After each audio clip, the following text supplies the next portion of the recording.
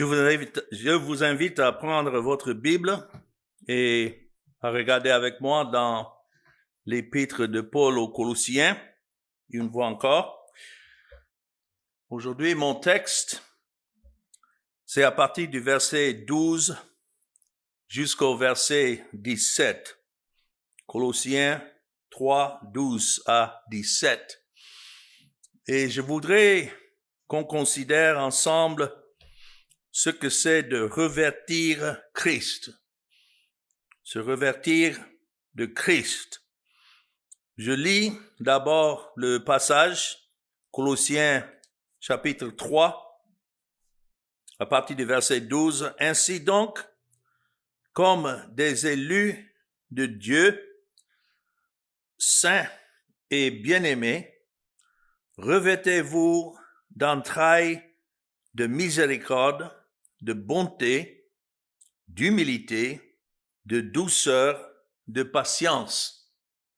Supportez-vous les uns les autres, et si l'un a sujet de se plaindre de l'autre, pardonnez-vous réciproquement. De même que Christ vous a pardonné, pardonnez-vous aussi.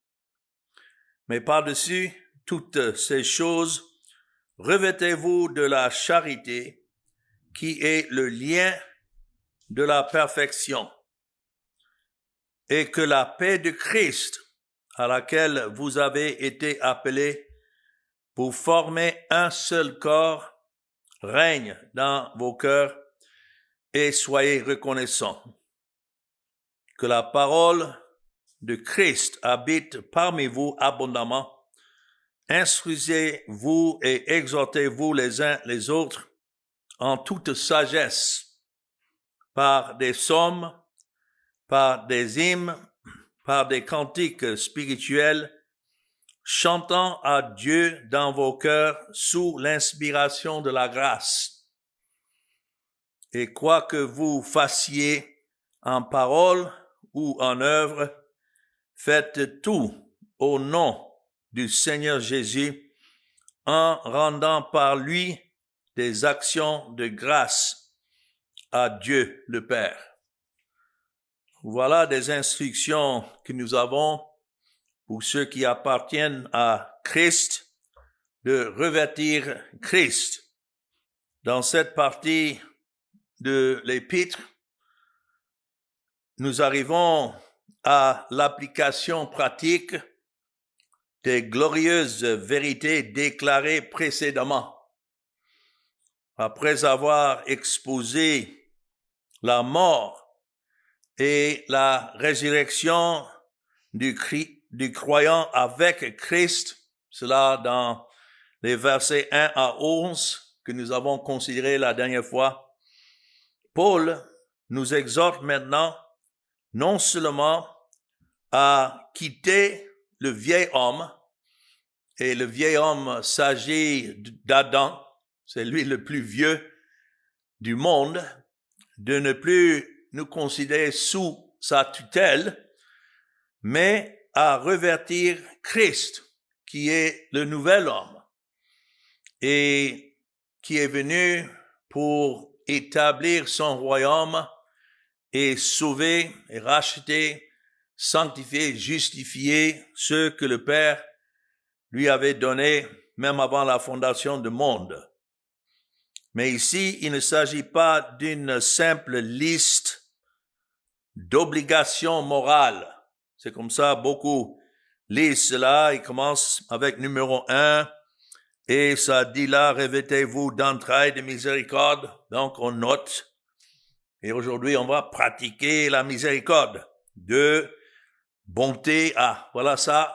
On va s'efforcer à être bon envers les autres.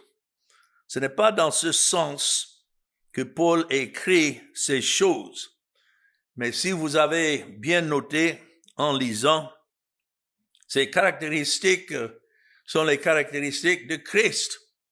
Et c'est ce que c'est effectivement de se revêtir de Christ. C'est d'avoir sa vie en nous, sa vie qui a été donnée pour nous, sur la croix afin de nous racheter et maintenant, par son esprit en nous, si nous sommes parmi ces rachetés.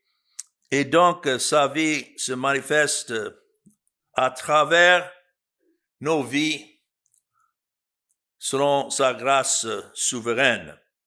Donc, notre titre, Revêtir Christ, est tiré de cette exhortation à nous vêtir des vertus et grâces qui sont, notons, le fruit de son œuvre pour nous et le fruit de notre union avec lui. Cela est très important à souligner. Donc, tout d'abord, dans le verset 12, la première partie du verset, notons le fondement de cette exhortation. Et le fondement s'agit de notre identité avec Christ, notre identité en Christ. Lorsque Paul dit, ainsi donc comme quoi? Des élus de Dieu, saints et bien-aimés. Donc, ces paroles sont adressées à un peuple en particulier. Ce sont les élus de Dieu, ce que Dieu le Père a choisi et a donné à son Fils bien avant la fondation du monde et pour qui le Seigneur Jésus est venu au moment ordonné par Dieu et a accompli le salut, la justice à l'égard de ce peuple. Et c'est pourquoi ils sont appelés saints. Aucun de nous n'a la sainteté en nous. Il s'agit ici de la sainteté imputée. C'est la sainteté que Christ lui-même a œuvré et gagné face à son Père et maintenant cela est imputé, attribué à chacun de ceux pour qui il est mort. Et ils sont appelés aussi bien-aimés. Il ne s'agit pas nécessairement ici de nos bien-aimés, quoique ceux qui sont à Christ sont certainement nos bien-aimés si nous sommes en lui, mais toujours dans le contexte élu de Dieu, déclaré saint par Dieu et bien-aimé de Dieu. C'est pourquoi Dieu sauve des pécheurs. C'est parce que il a aimé des pécheurs depuis l'éternité et jusqu'à l'éternité, pour toujours. Donc Paul ne fait pas appel ici à notre volonté ou à nos efforts, mais il se base sur l'élection souveraine de Dieu. Ça, c'est toujours le point de départ. Si certains qui se disent chrétiens ne sont pas d'accord, selon eux, avec la doctrine de l'élection, c'est qu'ils sont encore dans les ténèbres. Il ne faut même pas les considérer comme des frères. Ça, c'est la base. C'est l'élection souveraine de Dieu. Si Dieu n'avait pas choisi des pécheurs pour le salut, personne ne serait sauvé. Tout remonte dans le salut à l'élection souveraine de Dieu. Et ce revêtement dont Paul parle ici, ça ne vise pas à devenir des élus. Ça ne nous dit pas, bon, si vous vivez de cette manière, donc vous serez considérés maintenant par Dieu comme un élu de Dieu. Non. Tout découle du fait que nous le sommes déjà, si nous sommes effectivement en Christ. C'est pourquoi je voudrais que vous notiez cette triple description ici. Dès le départ, ça c'est le fondement de cette exhortation, notre identité en Christ. Premièrement, comme des élus de Dieu, choisis en Christ avant la fondation du monde.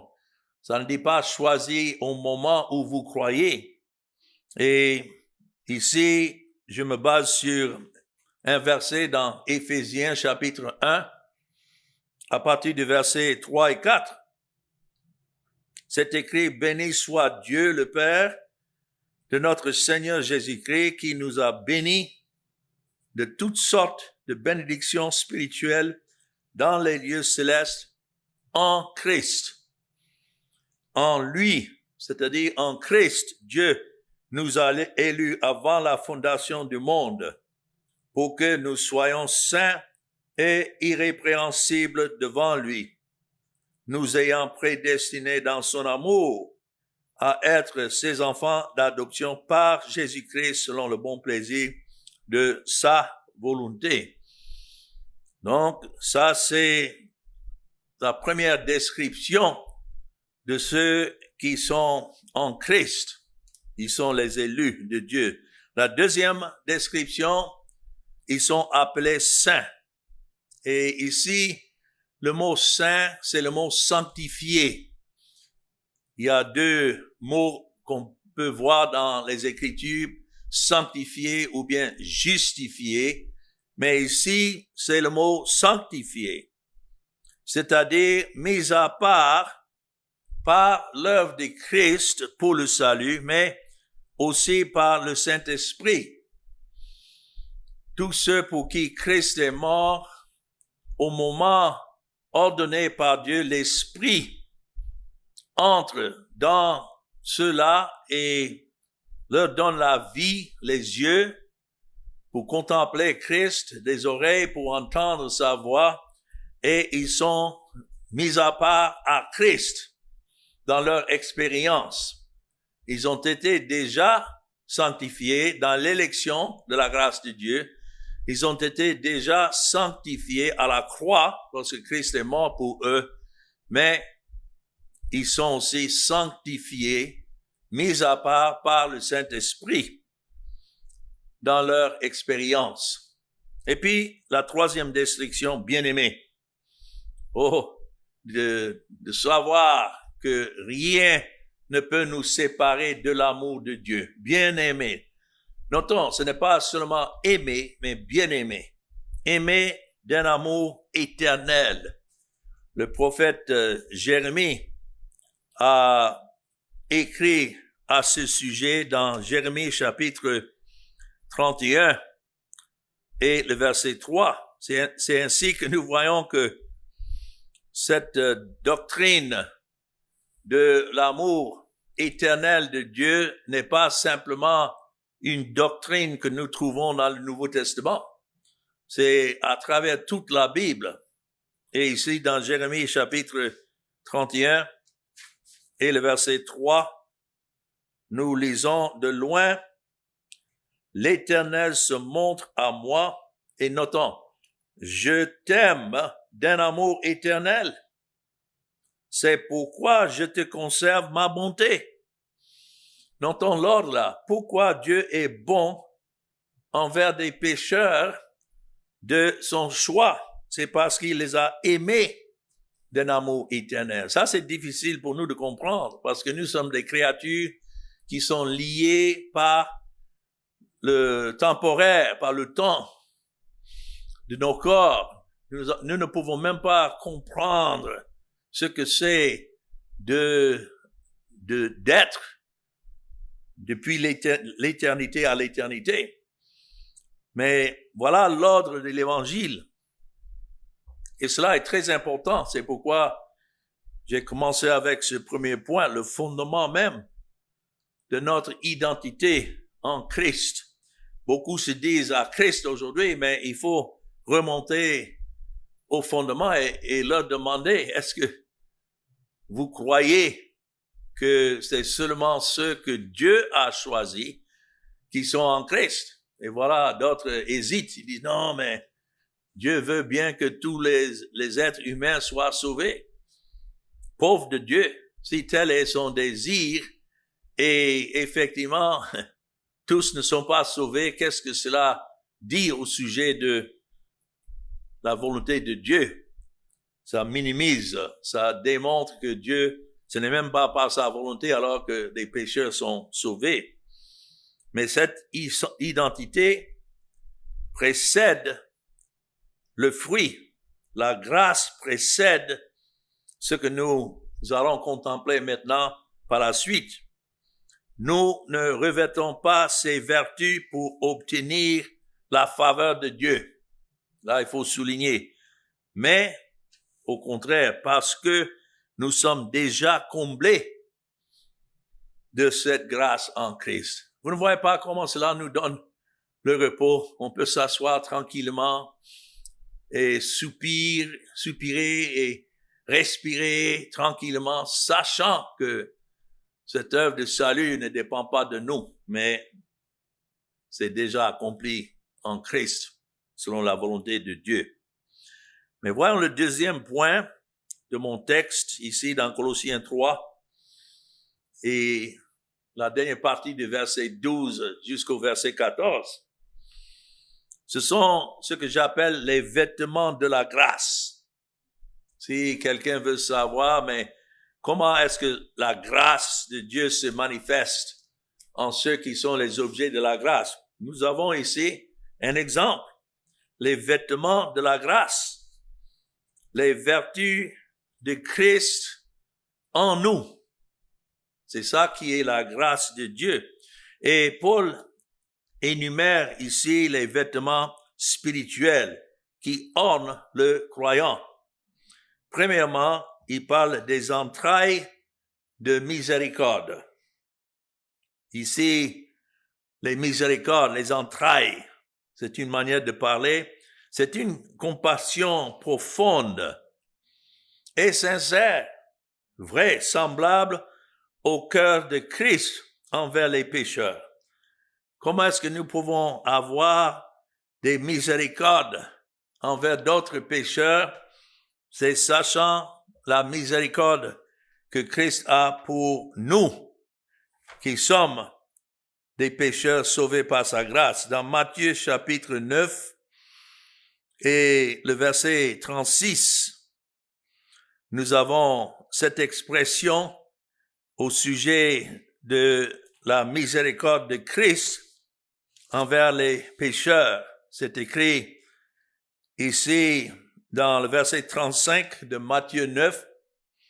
Jésus parcourait toutes les villes et les villages, enseignant dans les synagogues, prêchant la bonté nouvelle du royaume et guérissant toute maladie et toute infirmité.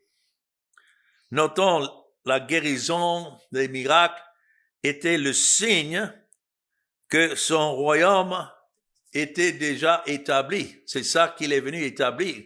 Nous n'attendons pas un royaume futur terrestre à venir. Non, c'est maintenant. C'est depuis que Christ est venu dans le premier siècle et il a posé le fondement dans sa mort et a institué ce royaume dans sa résurrection. Et lorsqu'il est monté au ciel, où il est assis à la droite de la majesté divine, il règne aujourd'hui. Mais voyons son parcours, ce qu'il avait en vue.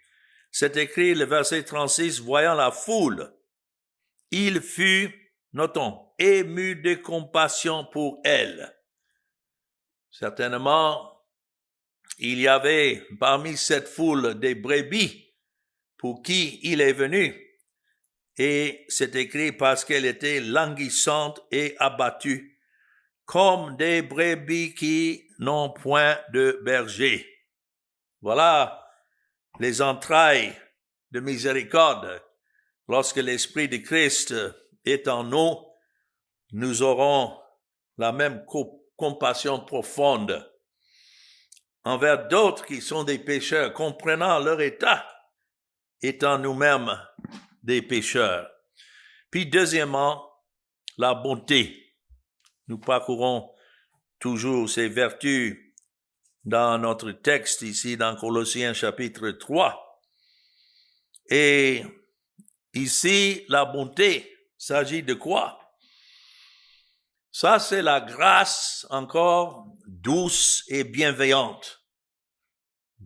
La grâce de Dieu, c'est ça qui fait que Dieu est bon envers les pécheurs qu'il a choisi. C'est la bonté de Dieu, notre Sauveur. Et voilà de quoi nous sommes revêtus. Dans Tite, l'épître de Paul à Tite et le chapitre 3, Paul a écrit à ce sujet. Tite, chapitre 3 et le verset 4. Il dit, mais lorsque la bonté de Dieu, notre Sauveur, et notons le lien avec son amour, et son amour pour les hommes ont été manifestés, il nous a sauvés. C'est la bonté de Dieu qui nous conduit au salut que Christ est venu accomplir. C'est sa bonté qui nous pousse à la repentance, de se tourner vers Christ et Christ seul. Et c'est cette même bonté de quoi nous revêtons aussi, sachant que nous ne méritons rien si ce n'est la bonté de Dieu à travers Christ et son œuvre pour nous. Troisièmement, c'est l'humilité. Il parle ici d'avoir un esprit humble dans le verset 12, d'humilité. L'humilité, c'est un esprit, ce n'est pas simplement une action extérieure d'apparaître humble devant les autres, mais ça provient du cœur et ça se manifeste en estimant les autres comme supérieurs à soi. L'humilité n'est pas de passer notre temps, la tête baissée, disant « Oh, je suis pécheur ». Non, nous savons que nous sommes pécheurs, mais nous savons aussi que nous régnons avec Christ. Mais en ce qui concerne notre attitude envers d'autres qui sont dans le corps de Christ, l'humilité, c'est de les considérer comme supérieurs à nous, méritant, si vous voulez, plus d'attention en ce qui concerne la grâce de Dieu que nous. Je sais que nous avons tous besoin de la même grâce de Dieu, mais dans Philippiens chapitre 2 et le verset 3 à 5, voilà comment Paul l'a décrit ici. Il dit, ne faites rien par un esprit de parti ou par vaine gloire, mais que l'humilité, voilà le mot, vous fasse regarder les autres comme étant au-dessus de vous-même. Ça, c'est une bonne définition. Et que chacun de vous, au lieu de considérer ses propres intérêts, considère aussi ceux des autres. Ayez en vous-même les sentiments qui étaient en Jésus-Christ. Tout revient à Jésus-Christ. Donc, voilà ça, la bonté, l'humilité, et puis la douceur, c'est la prochaine vertu que nous voyons en ce que Paul exprime ici dans Colossiens chapitre 3, la dernière partie du verset 12, la douceur. Qu'est-ce que c'est la douceur?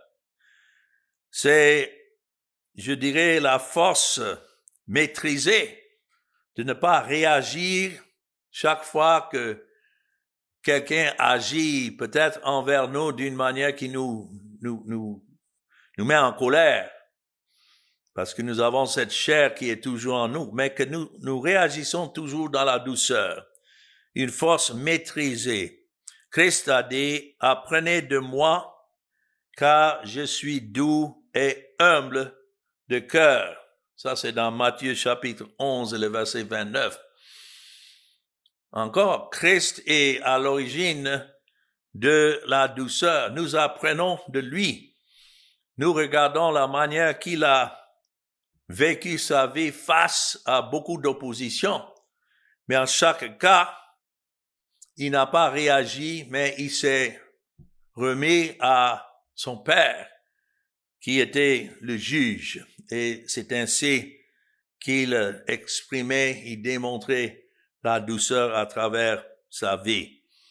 Et puis, c'est écrit, verset 12, Colossiens 3, 12, de patience. Patience, c'est dans le même sens peut-être que la douceur, c'est supporter avec endurance les fautes des autres. Comme Pierre a décrit dans 2 Pierre chapitre 3 et le verset 9, où il dit, le Seigneur use de patience envers vous. La prochaine fois que nous sommes tentés de réagir face aux fautes des autres, rappelons-nous la patience du Seigneur envers des pécheurs tels que nous sommes. Et comment il est patient envers nous. Et pourquoi ne pas être patient envers d'autres. Et puis dans la même ligne, c'est écrit dans le verset 13, supportez-vous les uns les autres. Donc se supporter et aussi se pardonner. C'est écrit, pardonnez-vous réciproquement. Se supporter et se pardonner mutuellement. Nous devons nous supporter et nous pardonner, non parce que les autres le méritent. Souvent, c'est plus facile de dire du tel ou tel, ah oui, je peux le pardonner parce que je sais qu'il n'avait pas de mauvaises intentions en ce qu'il a fait. Mais ici, c'est écrit de nous supporter, nous pardonner. Il y a d'autres que c'est difficile, vu leur caractère, de les supporter. Néanmoins, sachant qui nous sommes, que nous ne sommes pas mieux, notons aussi, il dit, comme de même que Christ vous a pardonné, pardonnez-vous aussi. Cela nous force à fermer alors la bouche. De quelle manière nous devons supporter et pardonner mutuellement les autres de la même manière que Christ nous a pardonné. C'est écrit, pardonnez-vous aussi. Voici le cœur même du pardon de l'Évangile. C'est le pardon de Christ qui est la source de notre pardon. Pourquoi est-ce que nous sommes pardonnés? C'est à cause de Christ. Et ainsi, nous pardonnons librement, pleinement et pour toujours, car c'est ainsi que nous avons été pardonnés nous-mêmes à la croix. Tout revient à la croix. Et si nous avons peut-être des difficultés, j'entends certains dire, ah, mais peut-être je dois vous pardonner, mais je ne peux pas oublier ce que vous avez fait. Mais attention, comment est-ce que Dieu nous a pardonné? À la croix, complètement. Il est le Dieu omniscient, mais la Bible dit qu'il ne se souvient même pas de nos péchés. Les péchés ne sont plus devant Dieu à cause de l'œuvre de Christ. Donc c'est ainsi que nous exerçons ce pardon envers d'autres. Il ne faut pas penser que c'est selon le mérite des autres, parce que nous savons pour nous, ce n'était pas par nos mérites. Et c'est pourquoi, dans le verset 14, vous voyez ça, mais par-dessus toutes ces choses. Donc, quel que soit ce que nous venons de voir dans ces vertus, il dit, revêtez-vous de la charité, qui est le lien de la perfection. Qu'est-ce que la charité? La charité, c'est l'amour. C'est le mot dans le grec de l'amour de Dieu, de la manière que Dieu a tant aimé le monde, de cette manière qu'il a aimé ceux dans le monde qu'il a choisi, qu'il a donné son fils, afin que quiconque croit en lui ne périsse point. Donc l'amour ici est le vêtement, on peut dire extérieur, qui unit tous les autres en harmonie. C'est l'amour de Christ répandu dans nos cœurs par le Saint-Esprit. C'est la seule manière que nous pouvons aimer, de la manière que Christ nous a aimés.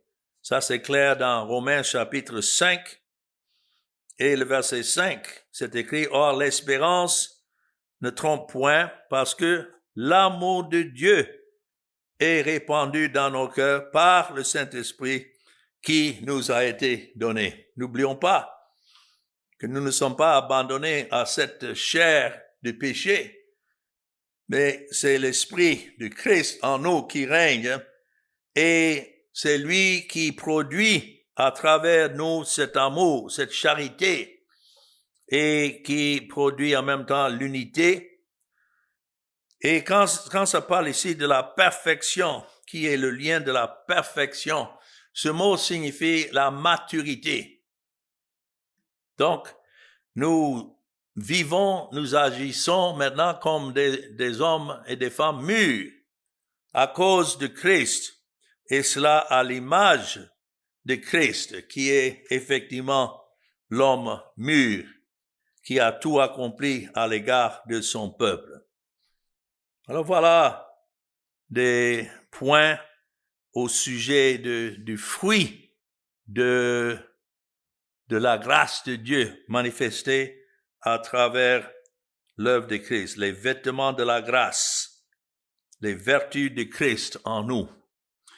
Et puis nous passons maintenant au troisième point dans ce texte, là dans le verset 15. Et ici, il s'agit de la règle de la paix de Christ. C'est une règle. Une règle, c'est un principe qui nous dirige. Nous ne sommes pas soumis à la loi comme notre règle de vie, mais à Christ. Ici, c'est écrit, et que la paix de Christ, à laquelle vous avez été appelés pour former un seul corps, règne dans vos cœurs et soyez reconnaissants. Donc, ce n'est pas la paix avec Dieu. Cela a été réglé déjà à la croix. C'est ainsi que nous avons été déjà réconciliés avec Dieu. Mais ici, quand c'est écrit, et que la paix de Christ, à laquelle vous avez été appelés pour former un seul corps, règne dans vos cœurs et soyez reconnaissants. Il s'agit ici de cette conscience reposant en Christ qui nous donne la paix au cœur. Et c'est ça qui règne ou bien agit comme arbitre dans nos cœurs, quels que soient les conflits qui existent. Et lorsqu'il y a des conflits, et il y en aura, parce que nous sommes toujours des pécheurs, ou même si il ne s'agit pas des conflits avec d'autres, mais même dans nos esprits, des doutes qui surgissent, c'est la paix de Christ qui règne.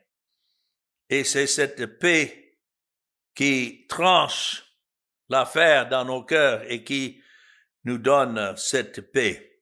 Et c'est à cela que nous sommes appelés en un seul corps, il dit. Ça, c'est l'Église. Donc, cette paix n'est pas facultative, comme si c'est quelque chose de formel, mais c'est l'atmosphère de la grâce. C'est comment la grâce de Dieu se manifeste envers ceux que Dieu a rassemblés en Christ dans un seul corps. Et ça se manifeste par la reconnaissance, vous voyez ça? Et soyez reconnaissants. À la fin du verset 15, la reconnaissance et l'aveu humble que tout ce que nous sommes et que tout ce que nous possédons vient uniquement de sa grâce. Et puis, quatrièmement, verset 16, nous voyons ici la riche habitation de la parole. Lorsque la parole habite en nous, c'est écrit que la parole de Christ habite parmi vous abondamment. En se revêtant de Christ, c'est que Christ habite parmi nous dans nos esprits, dans nos corps et dans nos cœurs. Elle ne doit pas simplement nous visiter, la parole de Dieu de temps en temps, mais notons, habiter. Quand on demande à quelqu'un, mais où est-ce que vous habitez au juste? Ce n'est pas une question simplement de rendre visite, mais de savoir où ils habitent. Où est leur domicile? Notre domicile, c'est Christ. Et Christ en nous, que la parole de Christ habite parmi vous abondamment.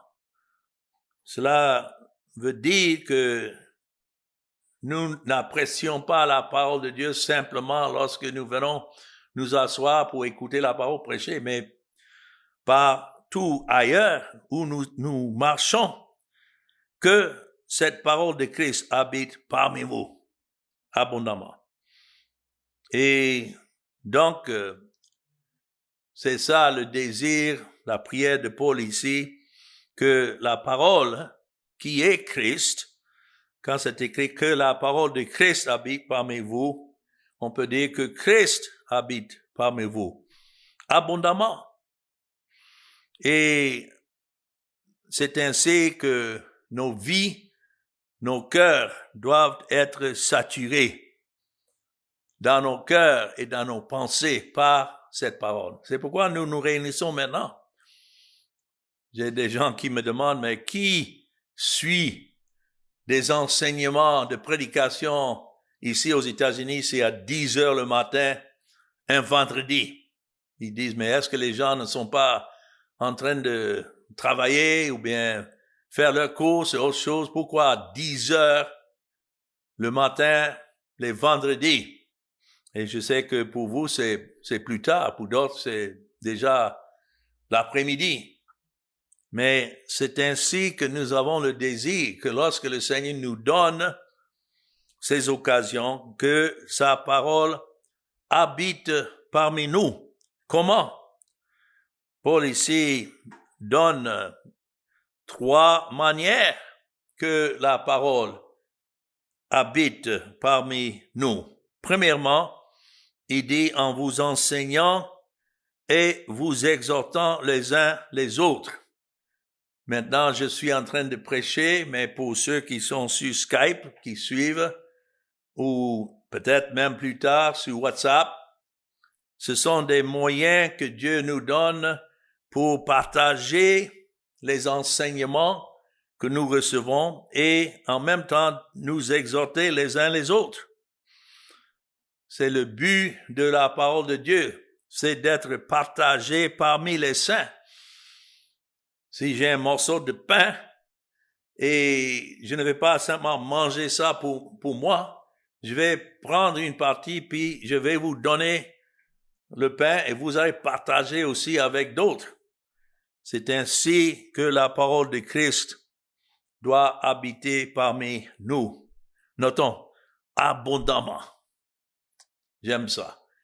Et on ne peut jamais diminuer la force, la puissance, la grâce de Dieu dans la parole de Dieu. Mais deuxièmement, comment il dit par des psaumes, par des hymnes et des cantiques spirituels. Oh, j'aime ça, la vérité de l'évangile chantée, mais ce n'est pas simplement par la voix, notons ici, dans vos cœurs, par l'inspiration de la grâce de Dieu. On peut bien harmoniser nos voix et chanter, et d'autres, Dieu ne les a pas donné réellement une voix pour chanter, mais l'important c'est le cœur, de pouvoir suivre et chanter des cantiques qui exaltent effectivement l'évangile de la grâce que nous confessons. On ne doit pas chanter n'importe quoi. Pourtant, il y a beaucoup de chants, on entend les gens chanter, ils appellent ça des chants spirituels, mais il n'y a rien de spirituel dedans. Parce que tout est basé sur l'expérience de l'homme et non pas sur l'œuvre de Christ. Voilà ce qu'il nous faut. Donc, par les psaumes, une bonne manière d'assurer que effectivement, nous nous enseignons par des psaumes, des hymnes, des cantiques spirituels, c'est de prendre ce qui est déjà révélé dans la parole de Dieu et chanter. Et puis, troisièmement, chantant à Dieu dans vos cœurs en vertu de la grâce. C'est pas une simple musique, on peut chanter sans instrument, mais un culte rempli de grâce qui est né de cœurs rachetés. Seulement ceux qui sont rachetés, justifiés, sanctifiés dans l'œuvre de Christ peuvent effectivement chanter la grâce de Dieu. Et là où la parole de Christ abonde, je dirais la grâce de Christ déborde. Quand les gens nous visitent dans nos assemblées, qu'est-ce que nous voulons que les gens remarquent? Ce n'est pas simplement « Oh, quelle belle musique que vous faites !» Non, mais que la grâce de Dieu soit manifestée. Et puis, le dernier point dans le verset 17. Et je peux dire que cela résume tout ce que nous avons vu jusque-là. C'est le nom de Christ en toutes choses. Voilà comment nous revêtons de Christ. C'est que le nom de Christ est glorifié en toutes choses. Il y a des habillements qui ont une marque spéciale que les gens recherchent et ils savent que c'est de qualité.